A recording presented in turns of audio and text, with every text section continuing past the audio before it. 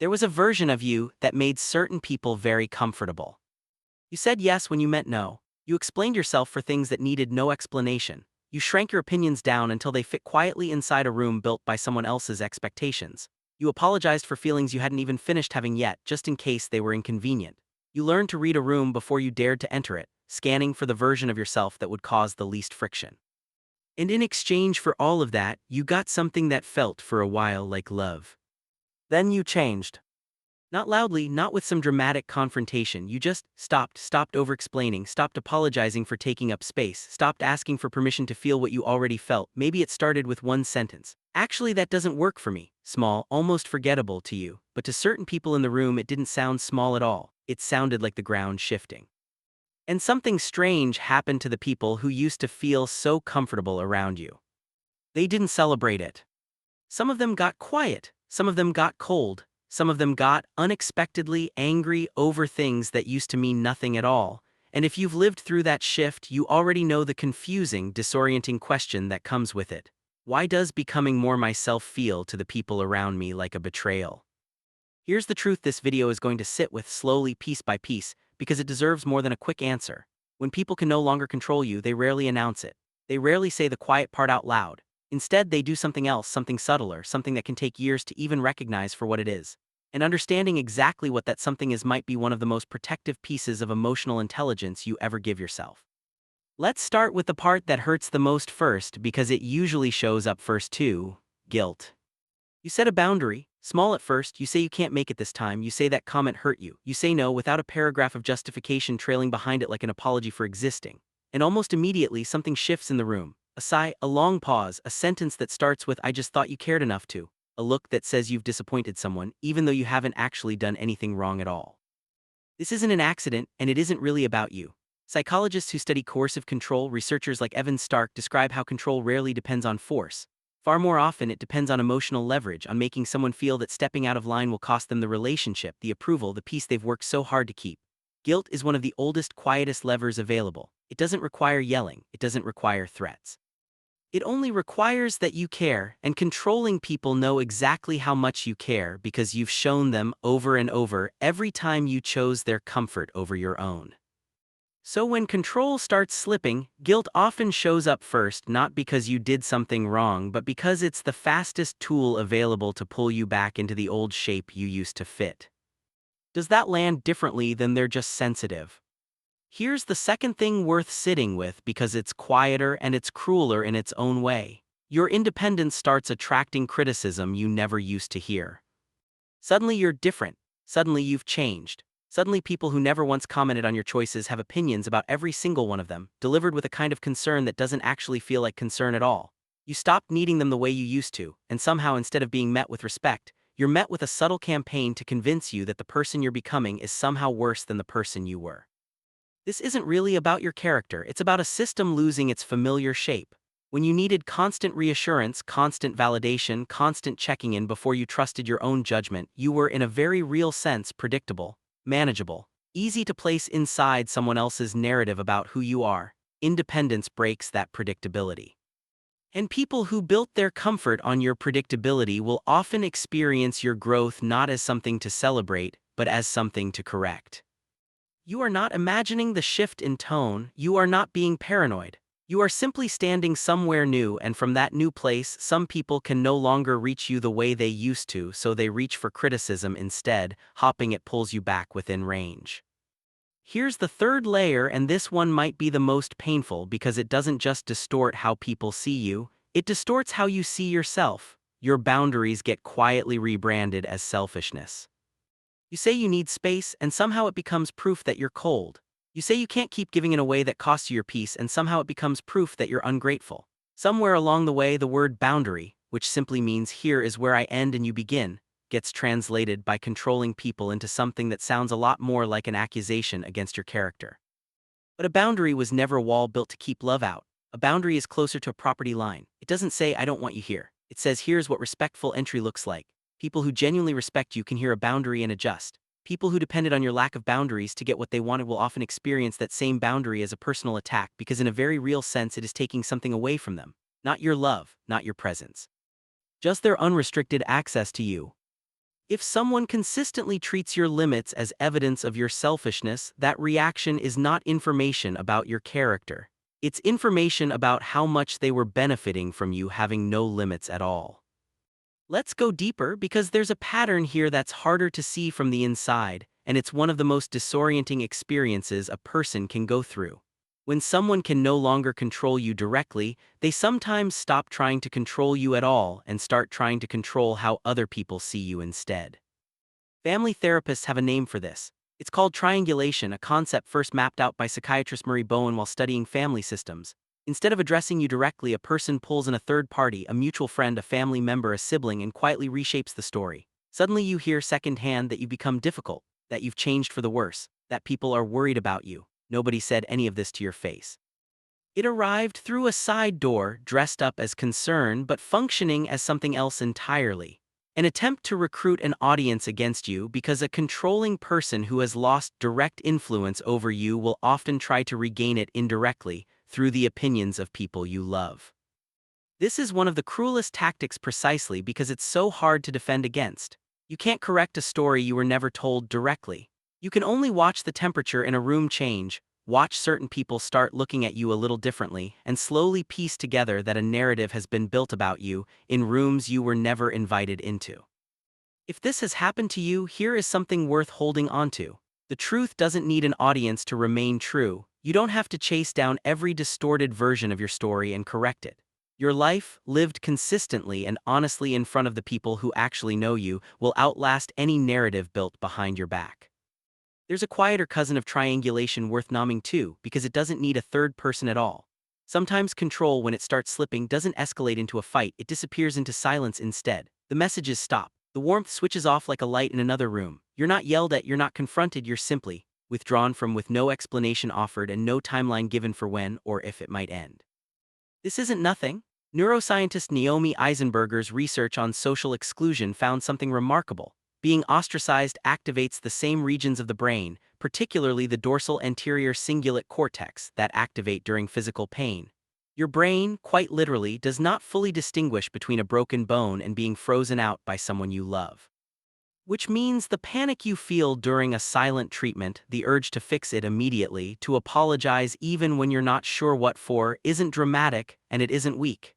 It's your nervous system responding to something it correctly registers as a threat. Controlling people often sense this, even if they couldn't name the neuroscience behind it. Silence becomes a tool precisely because it hurts, and because the fastest way to make it stop is usually to go back to being smaller, quieter, easier to manage. Recognizing that pattern for what it is, a consequence engineered to be felt, not an accident of someone's mood, is its own form of protection. Now let's talk about something even more painful, something that quietly rewires how safe love feels. Affection around controlling people often becomes conditional the moment control disappears. You notice it in small ways first. Warmth that used to come freely now seems to require something from you. A performance, a concession, a return to the old, more manageable version of yourself. When you comply, the affection flows easily, almost like a reward. When you don't, there's a coldness that settles in, unspoken but unmistakable, a kind of quiet withdrawal that says, without ever saying it directly, love is available here but only under certain conditions. Psychologist Carl Rogers spent much of his career studying the difference between conditional and unconditional positive regard, the difference between being loved for who you actually are and being loved only when you perform correctly. Rogers found that people who grow up or stay in relationships built on conditional regard often develop a deeply confusing internal split. Part of them knows they deserve to be loved as they are. Another part of them has learned through repeated experience that love has to be earned through obedience, through shrinking, through staying inside the lines someone else drew. If you've ever felt that flicker of anxiety right before you say something honest, the bracing, the way your body prepares for the temperature to drop, that isn't weakness. That's a very accurate memory, stored in your nervous system, of what happened the last several times you stopped performing and started being real. Here's the reframe worth carrying forward. Love that disappears the moment you stop complying was never fully love to begin with. It was a transaction dressed in the language of affection. And recognizing that difference, as painful as it is one of the most important pieces of emotional intelligence a person can develop, because it stops you from mistaking control for care for the rest of your life. Somewhere in the middle of all this, something even more disorienting can start to happen. You begin doubting your own perception of events you lived through yourself. You remember a conversation clearly, the tone, the words, the way it made you feel, and you're told calmly and confidently that it never happened that way at all, that you're remembering it wrong, that you're too sensitive, too dramatic, too quick to twist a simple comment into something it never was. At first you push back. Eventually, worn down by enough repetition, you start to wonder if maybe they're right, maybe you did overreact, maybe your memory really can't be trusted. Psychotherapist Robin Stern, who has spent years researching this exact pattern, calls it the gaslight effect, named after a story in which a husband slowly convinces his wife she's losing her mind by denying things she knows to be true. Stern's research describes how gaslighting rarely works through one dramatic lie. It works through repetition, through calm, confident denial delivered so consistently that the target's trust in their own mind erodes faster than their trust in the person lying to them. This is what makes control so difficult to name from the inside. It doesn't just distort what people say about you. Left unchecked, it can distort what you're willing to believe about yourself. If you've ever caught yourself apologizing for a feeling you know, somewhere underneath the confusion was completely valid, that's not a character flaw. That's the residue of being told often enough that your own perception couldn't be trusted. The way back is slower than anyone wants it to be, but it starts in a specific place. Writing things down, saying them out loud to someone outside the situation, trusting the version of events you experienced in your own body before anyone else got a chance to edit it. Your memory is not the unreliable thing here. It never was. There's another pattern worth naming clearly because it can go on for years without ever being identified.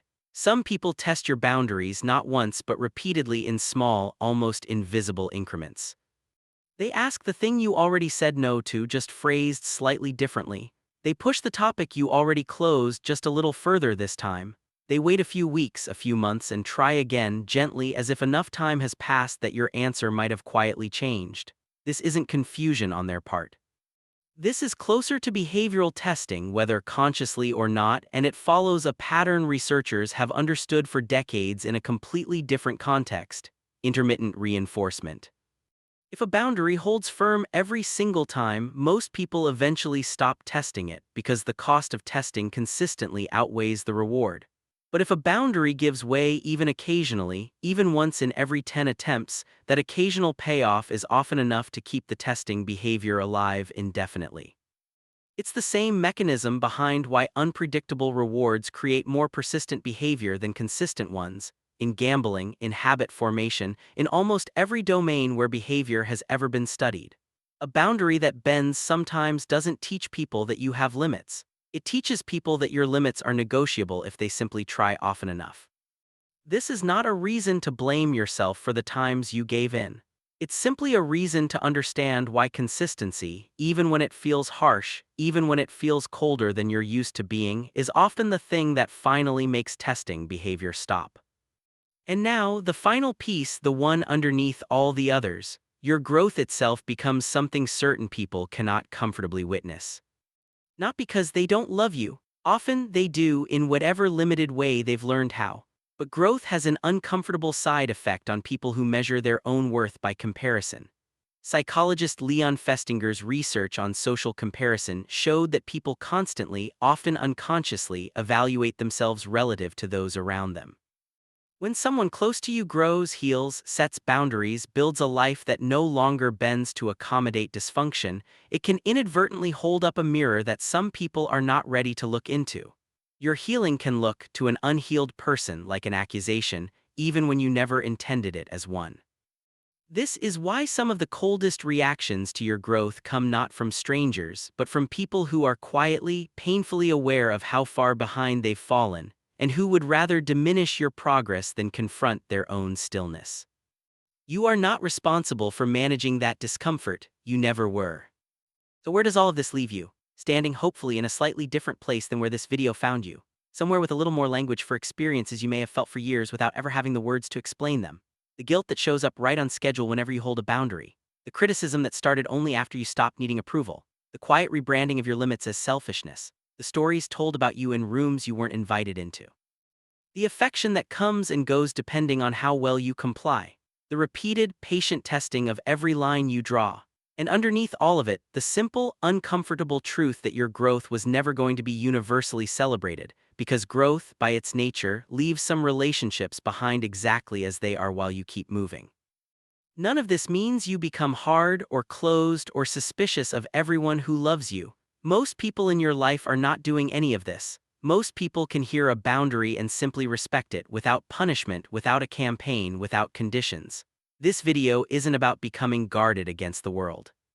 It's about finally being able to tell the difference clearly, calmly, without the old confusion clouding the picture, between people who love you and people who were simply comfortable controlling you and mistook that comfort for love. The less approval you need from people who only offered it conditionally, the more room you have for the people who never needed you to earn it at all. You will lose some relationships in this process. That part deserves to be said plainly because nobody prepares you for it. Some people will not follow you into the version of yourself that no longer performs for them, and the grief of that, the specific grief of realizing a relationship was only ever built for a smaller version of you, is real and it's allowed to hurt. You don't have to pretend it doesn't. You're not required to feel grateful the moment it happens. You're only required to keep standing where you now stand, even while it aches. There was a version of you that made certain people very comfortable. You don't owe that version anything anymore. Not an apology, not an explanation, not a slow, careful retreat back into a shape that was never really yours to begin with. You were never the problem. You were simply the one person in the room who eventually stopped being controllable, and everything you've just understood about guilt, about criticism, about conditional love, about silence used as punishment, about being told your own memory couldn't be trusted, was never a reflection of what's wrong with you. It was always, quietly, proof of what was wrong with the control. And the next time a room goes cold the moment you say what you actually mean, you won't have to wonder anymore what just happened. You'll know. You'll feel the old pull to shrink back into the version of you that kept everyone comfortable. And for the first time, you'll be able to stay exactly the size you already are.